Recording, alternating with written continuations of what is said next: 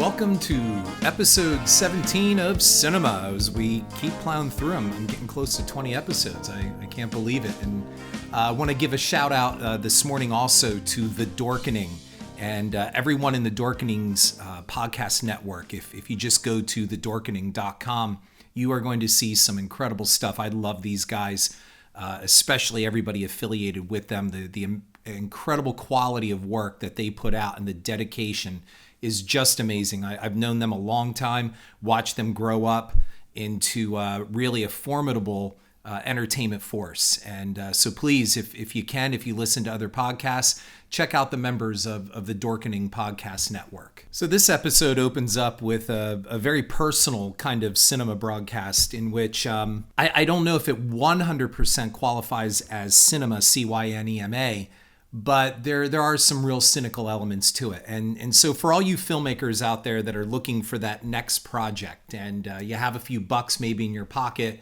to option a project, you know, a book, whether it's a book, a short, whatever it may be, you need to be really, really careful of what you're going to put your money into. And one of the things that I want to go through is, especially, it's kind of like dating someone after a really bad breakup or going through a bunch of really bad dates. And if you've spent a lot of time reading bad scripts and going, oh my God, I read this. No, there's 2 hours of my life I won't get back. No. And you keep piling up those no's and with good reason. You're reading these things and it's not that they quote unquote suck. It's simply they didn't appeal to you. They have bad structure. There could be a whole number of problems, and it doesn't have to be horror. It can be any genre. So anyway, you've plowed through a pile of scripts. Let's say you've read 12 to 20 scripts, and you're thinking, I really need something here. You have a few bucks, and it's almost like that money is burning a hole in your pocket. Don't give in to the temptation just to spend it on something that comes along that might be a tick above what you've been reading. And you can apply this really to your own personal life in the dating world. I mean, if you've gone through a bunch of bad dates and you finally end up with somebody that you go out with and you think, well, they're not as bad as the others, that's still not the reason to put the ring on the finger. And it's kind of the same way here with this and this example I'm about to give you and how I'm going to correlate it, believe it or not, to the 1980 The Shining, Stanley Kubrick's The Shining. And you'll see why. Because what my friend optioned was supposed to be a ghost story. And it turns out that it is, and then again that it isn't. And we'll see some correlations here, and not so much in plot, but really in the way of attitude and layout of the project itself. My friend has some money to option a script. They want to make a smaller kind of, not artsy, but I guess contained kind of movie. So he options this script and he sends it to me to read. Now, I really wish he would have sent me the script before they optioned it. The writer is even himself, apparently he said that the writer himself wrote this a couple years ago and is kind of indifferent to it. So that's a red flag already. When the writer is not behind their own project and is kind of like, yeah, well, it's okay. It doesn't suck. That should be telling you something. So I read this story and I sit down and I'm prepared to give really detailed notes on all this because I look at it as, you know, this is somebody that I respect. They do great work. And I want to see that level of consistency continue. And about probably 5 pages into this, I realize we're already in trouble. And the number one problem with this script, really, there are a lot of problems with it, but the number one problem with it is the structure. We have an opening that just goes on forever and starts bleeding into 7 or 8 pages. And for you filmmakers out there and screenwriters, you know that there are certain beats you have to follow. And even though, look, there is no set format for a screenplay when you get down to it literally. If you're James Cameron or you're Christopher Nolan or Goyer or somebody like that, you can write a 200-page screenplay and someone's going to take it seriously and read it. But when you're at that other level and you're writing something that's starting to creep over 100 pages, and especially if it hits that 120-page mark, and starts going into 125, 130, you have to understand most of the time people reading your scripts, if you're sending them out there to studios and such, are these young readers. And they're it's not the producer and it's not the director or the filmmaker that you want it to be that's reading that script.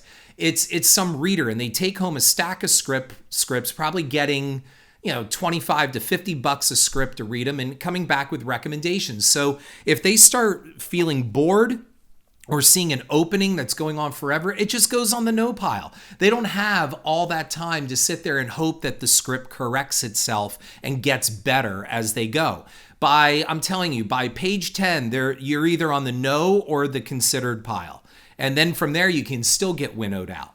So the plot of this script is a ghost story. And it's really hard to change up the ghost story because there are usually only so many things you can do with it. And usually at the heart of every ghost story, it's either revenge or the person telling the story turns out to be the ghost. So you can end up with, like an others kind of thing. I can throw out all these examples, or the one that I will use, which here is my point in getting how I'll connect this with The Shining. And that is, I remember way back when The Sixth Sense came out. And I had a friend of mine who is no longer with us, died very young of stomach cancer. And he came to me, and he was an English teacher, and he was flipping out over The Sixth Sense. He was like, I'm taking you to see this. You've got to see this movie. You are going to flip. You're never going to guess this ending. The ending is going to blow you away. And so we get in the theater, and I'm sitting there, and I'm telling you, I kid you not, I swear on my dead mother's grave. 7 minutes in, I look at him and I go, so Bruce Willis is dead, right? And he looks at me and he just goes, how the fuck do you know that? And he was really genuinely pissed because I popped his balloon. And my response was not that I was some smarmy dick that I know everything about movies.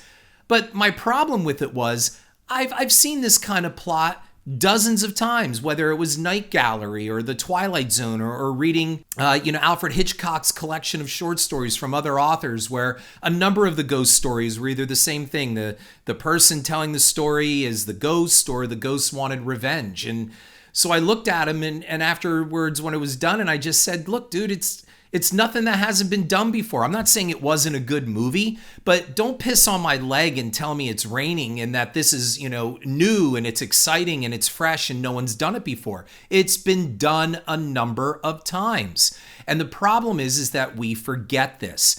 We have become so focused on the now and what's new and what's fresh that we forget the origins of all these things.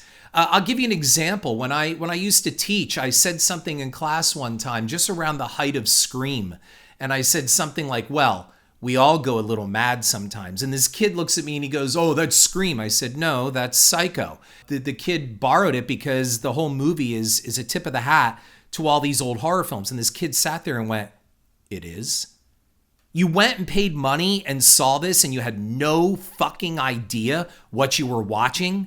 That, ladies and gentlemen, is the heart of cinema. So back to my friend's script. He optioned this script and I read it, as I said. And we start out, I guess, with something that obviously this guy, the main character, has this secret and it involves his father and it goes into all this stuff. And the big problem is the dialogue was extremely flat, and you have a husband and wife that are extremely vanilla. They have a small boy. You know that the boy is just the tool that's going to be used to see the ghosts. And without doubt, one of the biggest tropes in a ghost story is when the little kid draws the spooky picture and shows it to the parapsychologist or the doctor. And sure enough, that scene shows up. And I said, you might as well have just had the ghost possessing the kid, and the kid could go out on the sidewalk or driveway and use some chalk to draw the picture of Freddy Krueger and all of that stuff like we see in those Nightmare on Elm Street movies. And have you ever noticed with that kind of stuff that there's no way kids drew that you can tell that it was adults, like an art designer who drew that trying to look like a kid? Like, go and really see some chalk drawings by little kids, and the ones in the movies always just look a little too damn good, don't they? Well, anyway, we have all of this and more. And we have a parapsychologist who ends up showing up for basically one scene and drops the inevitable, which I always call the Tangina line from Poltergeist. And that is, although they've seen lots of ghosts in their lifetime, they've never seen anything quite like this or that powerful. Of course you haven't, because it's this script. And it just goes on to involve a father who wants revenge. And it just turns into a complete and most of all, extremely dull and boring film. And that's the big thing. I could see if this had a lot of shock effects or it was scary or even jump scares. This is dull. And they optioned it. And then he comes to me and he says, well, how do I fix it? And I said, well, you really shouldn't be optioning a script to fix.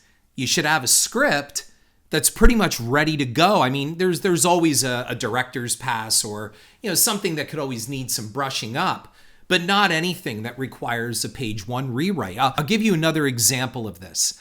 I had someone approach me back right around after 6 Degrees of Hell release, so around 2012. And they came to me with a project about the Jersey Devil, the urban legend of the horse-like winged bat creature that lives down in the New Jersey Barrens somewhere that has been around, I guess, since basically the 1800s, in which the hockey team takes its name from. So anyway, he writes this story about the Jersey Devil, and he sends it to me, wants me to direct it.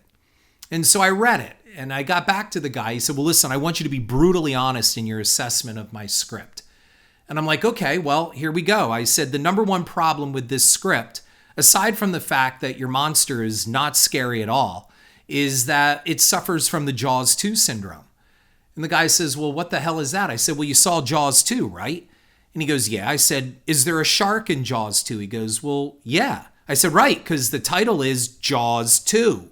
So we know there was a shark in the first film, so damn it, there's going to be a shark in this one. We know how the film opens. I said, how's the film open? He goes, well, the shark eats those two divers. Right. And then the shark eats a water skier. And we go on and on and on. The audience, we know there's a shark. But the problem is Chief Brody isn't sure there's a shark. And we spend almost pretty much 3/4 of the film waiting for Brody to catch up to what we already know. So that means we need to be have scenes that punctuate, shark action to keep us interested, because basically that's where it's going to go.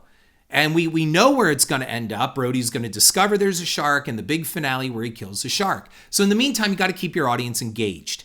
And I said, your film doesn't do that. I said, you have two journalists that are tracking around looking for this thing, and we already know this thing exists, and you don't really have a lot going on. And the other thing was, one reporter has a dog that you named Durwood, which is supposed to be an inside joke to Bewitched, which, again, if this is going for an audience that most kids watch horror movies, they don't know Bewitched. Maybe the crappy Will Ferrell remake of the show, but they don't know what Bewitched was, and they certainly don't know that Durwood was the slur name that Endora gave Darren as a slight on his name because she could never be bothered to know his name. And that maybe is kind of cute to somebody who's older and can get that, but it's an irrelevant kind of thing. And you give the dog dialogue. Like, I'm reading a script where the dog is actually going, it says Durwood and woof, woof, woof. So we spend most of this script waiting for these two dipshit journalists to figure out there's a Jersey Devil, and we already know there's a Jersey Devil. Well, that is pretty much the problem of this script that my buddy optioned. We know there's a ghost. We know something happened. Only like halfway through the script does the writer even fall on something interesting where, what if the guy is just imagining all of this? And it's like, yeah, but you don't introduce that at the middle of the second act. That should be from the beginning. So when he asked me, how do I fix it? I replied, well, number one, here's what I would do. I would make the wife that she was someone who got him out of a bad situation. And that means maybe this guy suffered heavy PTSD from serving in Iraq or Afghanistan, and he chose to go into the military to deliberately die, figuring that might be the best way to get killed. He doesn't have it in him to kill himself. Maybe he was looking for some type of self-destructive avenue for the dark thing that happened in his life that we start hinting about in the beginning of this guy's script, in which he says, I can't really talk about it. Well, God damn it, we know you're going to end up talking about it because we know that it has to be that way. So if you're going to do this, then give us a little bit more mystery instead of saying, no, I have something dark in my past and I cannot talk about it. Yes, you can, and you will, and we know you will. So I said, why not make the wife really strong? That she's the one who kind of put the pieces back together, and maybe they don't all fit right, or maybe there's, broken fissures where all the pieces will never seal perfectly, and maybe he turned to drugs, maybe she was his nurse, maybe she was his counselor, or something like that, a Florence Nightingale situation. But that she's heavily vested in this man, and all of a sudden her husband is starting to take that dark turn again. He's starting to show that he has certain problems that she has not seen in a while. They've been pretty happy till he gets this letter in the mail that his father died, and all of a sudden bad shit starts happening again. Now we're a little bit vested into this project. And why don't we take it a little further and actually really give some ghost action here instead of the usual, oh, we hear some moaning out in the woods on his father's estate, and the little boy wakes up and he's staring out the window, because only children can hear ghosts. I guess only children and animals. That's really it. It's every ghost story trope that you've ever seen or possibly read in a short story. And my response was, you need a page 1 rewrite to fix this. And frankly, with the projects I have on my plate right now, I can't be doing this. So you really probably should have thought about this a little more before optioning it. Now, the writer himself says, I can go back and I can fix it. Just tell me what you want. Sometimes this works. Sometimes this doesn't. Sometimes you need a whole new fresh set of eyes, which is why scripts in the studio system will get written even by an A-list writer and then turned over for a rewrite by someone else. And all of you listening that have seen these huge films know what happens when things take place. Sometimes it's better when they get rewritten, and sometimes it's not so good. I mean, take, for example, read the original draft of Godzilla, the 2014 Godzilla. And then I've read subsequent drafts, and then I saw what made it to the screen. Boy, are there some major changes. Some for the best, some not, including a spectacular scene that I wish they would have filmed, which would have really made the film a roller coaster ride, and it never made it. Maybe we'll see something later in another film like that. So my friend asked me, he says, well, I don't get it. Like, you really didn't like it that much? I said, it's not that I didn't like it. It's just that it's boring. And this is where I dovetail over to The Shining. And I said, you need to go back. I told him, I said, you really want to know what's going on here? I said, go back and look at The Shining. And he goes, well, I love The Shining. I said, and again, I have to say this on this podcast. I always have to give a disclaimer. And that is, I don't hate The Shining. I mean, The Shining has had plenty written about it, and I said some stuff on Howard Stern a couple months ago where people like came at me and they were just like, The Shining is terrifying. No, it's not. It's a well-made film, and it's really got some excellent production value, some great disturbing and creepy visuals, but it is hardly a terrifying film. That's from time rehabbing this movie and people looking at things through the eyes of nostalgia. Now, I will say this, I am looking forward to buying a ticket to see Dr. Sleep, and maybe Dr. Sleep, since it looks like it's deeply interwoven with The Shining's DNA as a sequel, maybe that'll make me appreciate the Shining extended universe a little bit more. I don't know. I'm not saying I hate The Shining. I think it's way overhyped and it's way overpraised. I mean, Spielberg made it a center plot point in Ready Player One and focused on the fact that its creator, Stephen King, if you remember that, hated the film. And I think that was a great scene and in some ways far more entertaining than the actual movie The Shining. And you can read plenty of my King articles on my Cynema blog if you have some free time. Cinema is not about reviews. It's looking at cynicism in filmmaking and entertainment. So in connecting The Shining with the script that my buddy optioned, I told him, go back and look at The Shining. And I want you to understand why. So I explained a lot of this to him that I'm now laying out for you in the second part of this podcast. And that is, Kubrick's translation of King's novel has a certain amount of cynicism to it. After some online conversations, I thought maybe I'll tie this together with my next podcast, because really reading that option script reminded me of The Shining. It's kind of a ghost story where really just not a whole hell of a lot happens. Nostalgia has given, Kubrick's quote unquote horror masterpiece a real free pass, in my opinion. I mean, a lot of people forget that the film's 1980 release saw really mediocre and tepid and indifferent reviews. It was not a huge hit. It did not knock the critics on their ass, and it took a while for the film to build up. I gotta tell you, man, that the previews I felt were scarier than the actual movie. I remember I was in like 7th grade when this movie came out, and I remember when the previews would come on with that scary music and images of Nicholson hobbling through the snow through that hedge and coming up and looking at the camera with that scary face. And that was after he killed Scatman Crothers, not the iconic one where he smashes through the door and says, "Here's Johnny," which is extremely overplayed. I was like crapping my pants. If that shit used to come on late at night when I was watching TV late at night in the summer, I would turn the preview.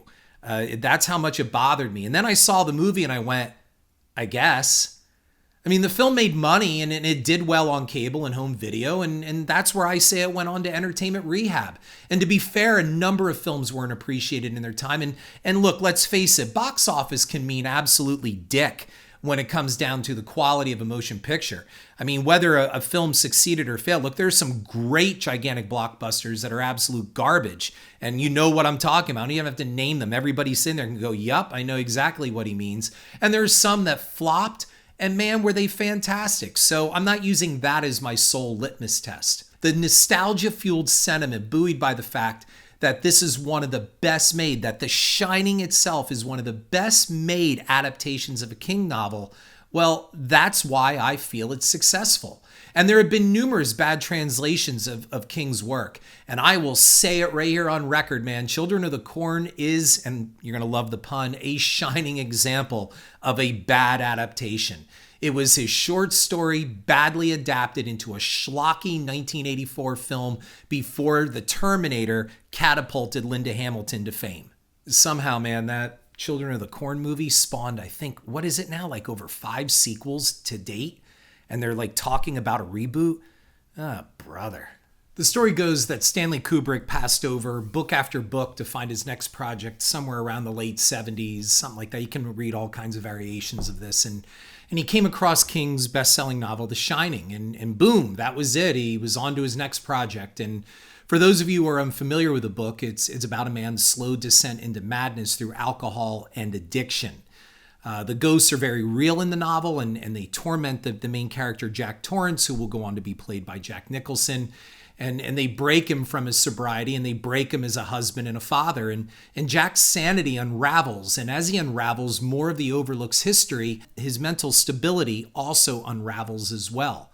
He goes further down a nightmare rabbit hole is really what happens, and it'll transform him from a flawed man to a psychotic killer, and he's possessed to do the hotel's bidding. That's the book.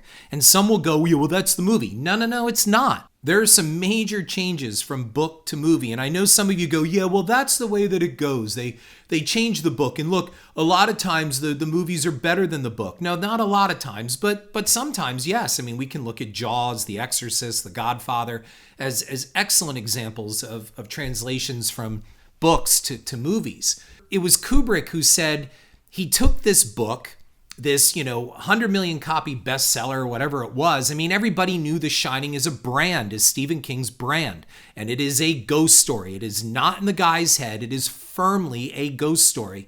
And Kubrick says, well, I want to make an anti-ghost story. And so my response to that is why the fuck do you want to do that? Other than that you're Stanley Kubrick. Why would you want to do that? That's like taking Jaws and I think I'm going to turn it into an environmental story. So really, Quint, Brody, and Hooper are bad guys, and the poor shark, he's being hunted, and great whites, they've been hunted to almost extinction, and really it's an endangered species, and we end up feeling really badly for the shark. And we're not even going to show the shark, by the way. We're just going to allude to the shark. We'll show the barrels, and only at the end when they pull the dead shark out of the water, then we see the shark. I mean, is that the movie you wanted to see from the book? You wanted to see a movie about a shark that eats and swims and makes little sharks. And that's all. I mean, if you're Kubrick, great. Then go off and make your anti-ghost story, whatever the hell that is, and not call it The Shining. I can understand if it was some obscure little book, but God damn, man, it was a worldwide bestseller. Like I said, it had a brand. So this is either really high arrogance or cynicism on Kubrick's part. Oh, you love the book, everybody? Great. Because when you sit down in the theater, you're getting something so far removed from the book, you're going to hate it. So I'll ask you, how is this any different than the fan hate for Zack Snyder's interpretation of the DC comic universe? He forgoed, fan expectations and basically said in interviews he made the superhero movies for himself. How is that any different? So Kubrick went off and made his anti-ghost story movie for himself. Stephen King is on record stating his opposition to Jack Nicholson playing Jack Torrance in the film. He said basically Jack is playing Jack, and the problem, which I said also is that Jack is crazy from the start of the movie. From the moment we see this guy, he's off and he's creepy. And in fact, Jack Nicholson's Jack Torrance, even when we meet him in the beginning, looks like he hasn't bathed in like a week and just rolled out of bed. And he probably smells a little like piss and bananas. Why do we like him? He has no bond with his wife. He has certainly no bond with the kid. In fact, the first time that we see him with the kid, he's a wise ass to the kid on their Volkswagen Beetle ride up to the hotel. There's no love there. This is a disjointed family, and most of all, the chemistry between him and Duval was totally wrong. They did not fit together. I don't believe for 1 minute they were together long enough to have sex, let alone get married and have a kid. At the end of The Shining in the book, I mean, Danny is losing his father, and his father does one last act of sanity and heroism to save his boy. There is none of that in this film at all. And I know you can argue again, well, that's the book and this is the movie and they change things to make the movie. I get it. I'm not an idiot about this. It's just simply there is nothing here. Jack is crazy from the start. There is no arc to his character. So by the time we get to the here's Johnny, all right, well, that's what we kind of waited for, right? We sat through this whole movie. Up through all of this, is he crazy? Is he drunk? Is there really a woman in the tub? Is there all of this? And a lot of slow moving dialogue, like the scene where Danny comes up to the apartment and Jack has him sit on the bed and he asks if he likes the hotel. Just talks like this. And as I'm listening to this now and talking about this, I'm looking back on The Shining as if the whole fucking movie was shot in slow motion. I know what you're thinking. Harrison, you do hate The Shining. No, I don't. I'm just pointing out that the correlations between The Shining and this script that I read, it's a lot of nothing. It's a lot of style over substance. You get some beautiful images. And even in this script, there were some interesting images that this guy wrote that I could see in my head.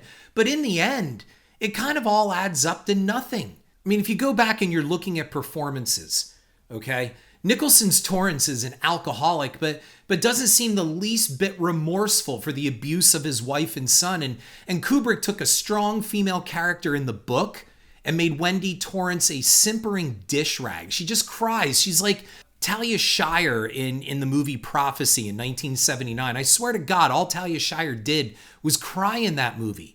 Now, I mean, word has it that Kubrick mentally abused Duvall on set to the point that she suffered like permanent mental damage as a result. And whether this is true or not, the director showed absolute contempt for the Wendy Torrance character. And let me tell you, man, it shows on screen. Without Jack, you got Jack for The Shining. Jack is an asshole to his wife from their very first scenes together in that VW bug ride that I said. She annoys Jack all the time, and she seemed to have annoyed Kubrick. Wait, just who are we talking about here? The real actors or the characters? See, you really can't tell, can you? Once again, there are no character arcs in The Shining, just like the script that my buddy optioned. Wendy briefly finds resolve after whacking Jack with the bat and locking him up, but from there it's a screamfest run through the whole hotel and to the end. Why would a director and writer remove this important aspect from a story that is an allegory for the disintegration of the American family? It missed all of its meat. So you have a skeleton for The Shining, and it's a spooky skeleton, but there's no real threat and there's no real meat to the film. I've seen a number of the making of The Shining documentaries, and it's always cool to see stuff like that, you know, especially in a film that I have a lot of contention with. One of the documentaries said that Kubrick tried to prevent the actor Danny Lloyd from knowing he was making a horror film, and you know, frankly, when I was watching, I said, well, it seems like he tried to do that for his audience as well. I mean, the director said he wanted the film to play out as a psychological mind trip. Maybe there weren't any ghosts. Was it all in Jack's head? Perhaps it's about insanity. So again, you pick a ghost story and make it without ghosts. Makes sense. Instead of Jaws without a shark, how about making The Godfather without the mafia? Hey, maybe we could see a version of Superman where the hero doesn't have any real powers. That sounds great, doesn't it? In the final 20 minutes of the film, there is confirmation that The Shining is a ghost story. Someone opened that goddamn pantry door that had been locked, and that was Grady for sure. Wendy then sees images in her final run through the hotel and sees the blood gushing from the elevators that was also in her son's vision. So, ghost story confirmed. I mean, was it a continuity error that Grady's first name is at first said to be Charles, then later it's Delbert? Is it the same Grady? I mean, it has to be, right? He both chopped up their families with an axe. So is it a Kubrick mindfucked as a director play with Grady's first name? Or did Kubrick fuck it up with all the rewrites that were going on the time that they were shooting on set? Some call it genius, but imagine if it was an uncaught typo. How does it even add to the story? What do we get out of that? Okay, so Charles or Delbert. Wow, that really throws me as a viewer. And then, like I said before, when I was doing my slow talk, when you think about the pacing of The Shining, doesn't it really seem like the whole movie's in slow motion? Even the way the characters speak their wooden dialogue is slow. The cars move slow. The walking is slow. Even Jack running through the maze at the end seems slightly on the slow side than the fast manic side. Defenders say, well, that's what Kubrick wanted, to unsettle us, make us on edge, uncomfortable. I mean, maybe, but man, the book provided much more entertaining ways to do that without boring the reader. We get the big 4 p.m. type black screen titles, or Tuesday, with a thump of music to again unsettle us. I guess I have to stop here for a second to once again say, I'm not saying it's a bad movie. I'm just trying to point out and pick through the hype around it and look at the film for what it is. I mean, let's look at for one of the best things about this movie. Scatman Crothers was the best casting in this movie. His Dick Halloran was warm, fatherly, and a delight. It was like they plucked him out of the book and dropped him into a version he didn't belong. Scatman's shining chef is the only real source of warmth in this whole film. And that said, Kubrick decides to go through the trouble of setting up his only character with an arc and then kill him off after a trek through most of the third act. Get him from Florida, travel through the snow-choked roads, and then kill him less than 10 minutes after arriving back at the Overlook. But that's the genius of Kubrick, the defenders yell. Halloran plays the fatherly proxy to Danny while the boy slowly loses his father. Halloran is the anti-Overlook force. The hotel might actually fear him as it surely fears Danny. The only problem is none of this is explored in the Kubrick film adaptation. Instead, we have Crothers introduced, bond with the boy, and never connect with him again. The only real interesting character who could have provided some great detail was Scatman Crothers' Dick Halloran. He could have provided the history of the hotel. And in the end, he's only used as the film's kill, the single kill. What a fucking ripoff. What was good about The Shining? There's plenty that's good about The Shining. There were numerous things well done about the film, but I'm telling you, man, the best thing Kubrick did was make a real villain out of the Overlook Hotel. From the exterior of the building to inside, the building reeks menace and evil. You can feel it. Kubrick made it palpable. The real Stanley Hotel that King based the Overlook upon is not really a scary building. Go look it up. I mean, it's really quaint and it's big and it's old-timey, but it's not scary. Kubrick's choice to go with the hotel we got in the film was dead on. The exterior of the hotel looks like some giant bat-winged demon, like perched atop its mountain, ready to eat anyone who comes near. And his choice to make the interior like a maze with rooms that couldn't possibly fit inside, well, that was excellent. The hotel is scary as hell, and you never knew what was going to be around a corner. So why not go full force with ghosts and give us really scary events to utilize this set properly? Don't just throw us the same two weird-looking twins or sisters, maybe they weren't twins, kind of thing. Give us something that really is great, that matches the playground for the ghosts that you gave us. And rolling right into that, man, the cinematography. I mean, my God, is The Shining a beautiful looking film. And it would look great on an IMAX screen. And I'll tell you what, I would pay right now. If it was playing in IMAX, I would go see it in IMAX. The film is huge in scope and it's lit to perfection and it is totally atmospheric. It is just an absolutely gorgeous film and one of the best produced King adaptations ever. And for the score, which is just incredible. Is this really music? I mean, it was breakthrough in my opinion. And like I said, as a boy, absolutely unsettling. And that music in the very opening sets us up for something disturbing.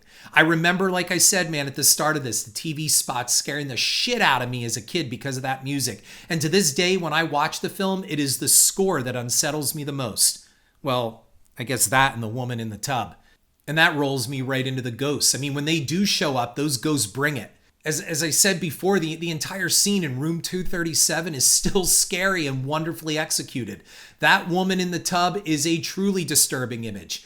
And it gives Nicholson a run for his money in sheer lunacy. And believe me, man, obviously that scene was so disturbing from the previews of Dr. Sleep, they brought her back so they knew what to bring back because that woman in the tub was absolutely terrifying. And the sisters, those sisters, call them twins, whatever. I mean, they were scary, but they become way overrated and overused in the internet world. I think what they actually travel on horror con circuits, and I've even seen, I think in FYE, they have dolls made of them. But it was that dog costume, or is it a bear at the end, where I think it's blowing that guy in the hotel room when Shelley Duvall sees it, the guy in the tux. I mean, all of that hints at the debauchery that was going on behind the scenes in the long history of the Overlook. And the Overlook does have a dark past, and it keeps it within its superficially stodgy upper crust walls. And it's only hinted at in these ghost scenes, but when it is, it's brilliant. So again, when Kubrick does decide to give us a ghost story, this movie fires on all cylinders. But when he plays coy, we get a slow-moving thriller. And I mean, you have to talk about the maze, the interior of the hotel, which is a maze as well. And Kubrick's decision to get rid of those animal hedges that were in the book, they moved. If you read the book, they had topiaries of lions and bears and stuff like that, and they came alive and they chased Danny. And despite the special effects limitations of 1979, 1980, which probably would have been some type of elaborate stop motion or maybe even like Disney hand cell animation, there was no CGI at the time. I will say it was a good departure from the book to get rid of those things and go with the hedge maze. I gotta tell you, man, the scene where Danny and Wendy walk that maze with Jack inside looking down on the model of the maze is cinematically breathtaking. And I still wonder how they did this so seamlessly. I saw that there is a video on YouTube that explains how they did it, and I'm not quite so sure I want to see how they did it because it blows me away every time I see it. And the set construction for the interior of the Overlook is, as I said before, is meant to confuse us, and it absolutely works. I mean, how could that gold ballroom fit inside this place? It's like the walls have no real boundaries and the hotel can expand and change at will. And it adds the entire mind screw that I think Kubrick intended. So like The Shining, I'm going to equate this with the script that I read. Creepy, eerie, sometimes disturbing? Yeah. Terrifying? No. The Shining is often slow, miscast, plotting, and indulgent. Cinema, to some extent, it had contempt for its source material and audience fan base, and had all the means to do better. So paradoxically, we do get a good film out of it, and I think that's a fair assessment. As for my friend's script that he read, it's extremely dull, extremely boring. It's a ghost story, and then it's not. It has all the tropes, including a little kid who sees the ghost. I see dead people, and here's a spooky drawing of a ghost. And in the end, really adds up to not much. So what did I tell him? I guess that's the whole point of this podcast. What do you say to your filmmaker friend? And I told him, you probably wasted your money and you're going to need a page 1 rewrite. Take it back to the original author and hope that he will do something better with it. That's all you can say. He did reply to me saying, well, he did write this script a couple years ago. He's totally open to changes and suggestions. And all I could reply was, good. I hope he is, and I really hope it works out for you. But that's the problem. When you jump too fast, you really need to read and understand what you're optioning, because if you're going to go find money for this, to make this into a feature film, it's got to blow away that check writer. So keep that in mind. This is Harrison Smith with another episode of Cynema, and I thank you all for listening, and I look forward to the next one. Have a great weekend. Head on over to iTunes and give me a like and review. And if you want to read my cinema blog, you'll find it at horrorfuel.com/author/Harrison.